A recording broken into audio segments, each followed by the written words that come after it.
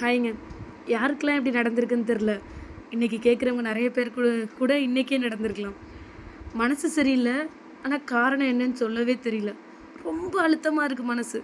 ஆனா காரணம் தெரியவே இல்ல. அந்த மாரி இருந்திருக்கீங்களா என்னைக்காவது? அப்படி இருக்கும்போது ஒரு விஷயம் நோட் பண்ணியிருக்கீங்களா? நம்ம ரொம்ப டீப்பா லவ் பண்றவங்க, ரொம்ப நெருக்கமானவங்க, அவங்க கிட்ட தான் மெயினா பேசாம இருப்போம்.